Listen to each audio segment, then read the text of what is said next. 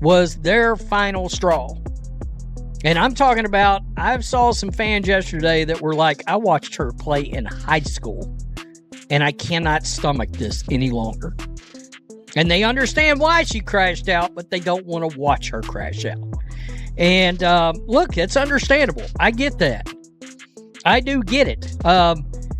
So Caitlin Clark fans have started attacking those fans. I mean, what are you doing? Chaos. That's the only word for what hit the sports world tonight. The scoreboard told one story.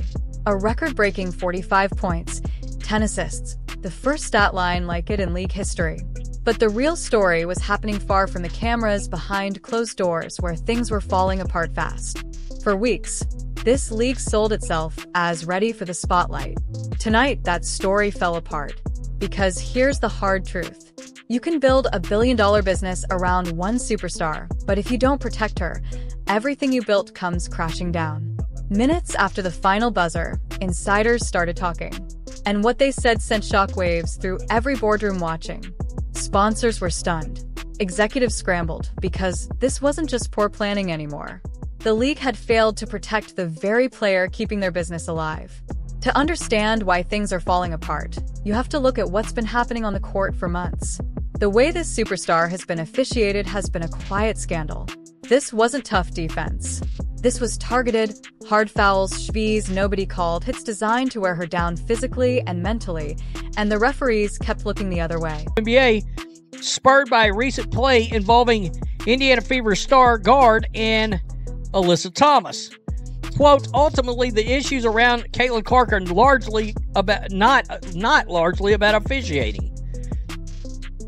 And that particular incident is not about whether a foul should have been called at the time of the game or whether that was ultimately a flagrant on review. Well, the fact that is not caught and handled in real time, or at least looked at and then handled in real time, that's a failure. That is a failure. Let's not get confused. Silver made the remarks during an on-stage conversation with Andrew Ross Sorkin at the Game Plan Summit by CNBC in the boardroom. Quote, and I have come to know Caitlin really well, Silver said. She's an incredible player and an incredible person. I will give him credit for one thing. He has praised her many times. Kathy Engelbert, not much of anything. Not much of anything. Even in the middle of that 45-point night, the bad calls hit a new low. Referees just stood there letting defenders get physical way past the line, trying to knock her off rhythm. And every fan watching at home saw it clearly. The league left its own MVP out there alone. No calls, no protection, just letting a generational talent take hit after hit on live TV. And in doing that, they showed their hand. It proved something ugly.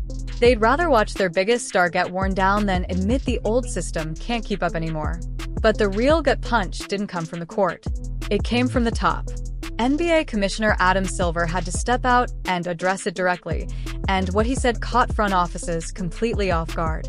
Silver, who's been watching this player's global impact grow, admitted flat out that she's been turned into something bigger than basketball, a political flashpoint, dragged into debates that have nothing to do with the game itself. Because she's fed up with the product and how Caitlin Clark's been treated. Well, she dropped this out here today.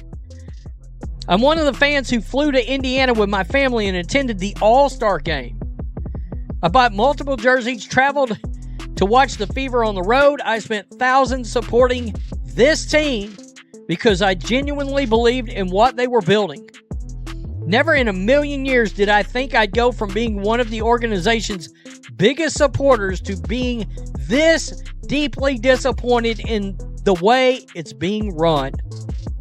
From my perspective, the coaching staff and front office have stripped away everything that made Caitlin Clark and this Fever team must-watch basketball, turning what should have been the most exciting era in franchise history. Feel that for a second when the most powerful man in basketball stands up and admits the situation is unfair. Admits it's turned political. That's huge. That's the boss basically saying his own house is on fire. Silver's move wasn't just talk. It was him telling the world out loud that leadership failed on player safety and failed on the officiating. He'd already seen the numbers. He knew fans were fed up, ready to switch off, tired of watching their biggest star get let down over and over. This wasn't criticism. This was Silver cutting the old leadership loose right there in public. And the message to every major brand watching was clear. Right now, this league cannot protect what it built. Tonight, she played really well tonight when she wasn't dribbling the ball. When she got into her bag, no, we don't need you dribbling the ball. But her and Caitlin combined for 75 points. Insane. Mo Billings, 16 points. Dominique Malonga dominated her all night, except the one play Monique Billings needed to get a stop down the stretch on Dominique Malonga. Your ass got it. Your ass got the one stop you needed, okay? This was a hell of a game, man. Dominique Malonga is going to be a superstar in this league for a time to come. The girl's just 20 years old. She had 28 points, 14 rebounds. Our fam, who's just 19 years old, had 16 points, 9 rebounds, 4 assists. She hit 4 threes in the third quarter. That young front court is going to be a force to be reckoned with for a long time in this league. The more they just grow and develop. Eventually, the Seattle Storm is going to have the best front court in the WNBA between those two. That's a fact. Flaugier played a good game, 16, 6, and 6. Natisha Heidemann had 16 and 8. Jade Melbourne had 16 and 5. Indiana Fever's defense was horrible. Seattle Storm shot 57% from the floor, 38% from 3. The defense was horrible. But hey, this was an entertaining basketball game. I was thoroughly and highly entertained. I love what I got from Caitlin Clark, man. I thought Caitlin Clark put on an absolute show. This was a masterclass, guys. And if you had any questions about if she's the one, if she's like that, damn it, you shouldn't have questions anymore. Get your glasses up. Celebrate!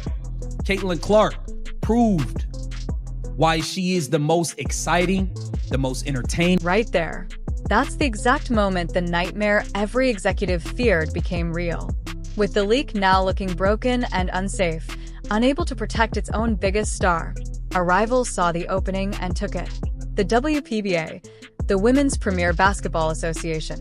Word is spreading fast through sports marketing circles. WPBA officials are quietly putting together a massive offer. Real money, real security, real control, even a stake in the league itself. All to convince her to jump ship completely. Here's the thing about the WPBA. They don't have decades of politics weighing them down. No old system protecting fading stars over new ones. They're building something fresh from the ground up, and they know exactly what that means. Whoever signs this superstar controls where women's basketball is headed next. The money being talked about behind closed doors is massive. Sponsors already furious about how badly this was handled are reportedly ready to follow her wherever she goes. For years, the league thought she needed them. Tonight proved the opposite is true. Without her, the platform means nothing. Home games on 2024 and 2025.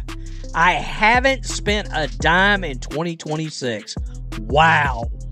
I canceled the apps, except Prime and YouTube TV. I'm so done with these people. And he probably kept those because he was like me and had them anyway. CDS Sports, amen. Exactly true.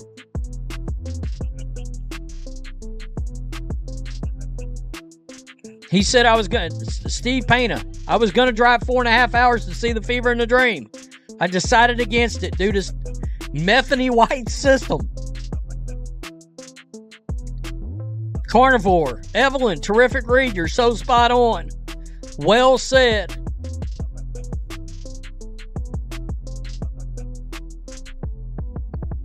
It's a no-brainer. They're liars and they're stealing your hard-earned money. You're 100% correct, Evelyn. We canceled our 2-day trip in July. I've been out on this coaching staff and the front office for a while. This person said I left and went to the Fire. By the way, that Portland Fire team, I don't know if anybody remembers that game. They destroyed the Fever. But during the game, in Ben Daniels' watch party chat, I said in the chat, I was like, Jesus, this Portland Fire team is so much fun to watch. I was like, wow, this team's fun to watch. They were playing hard and they were playing fast and The Fever couldn't keep up with them. They got run out of the building.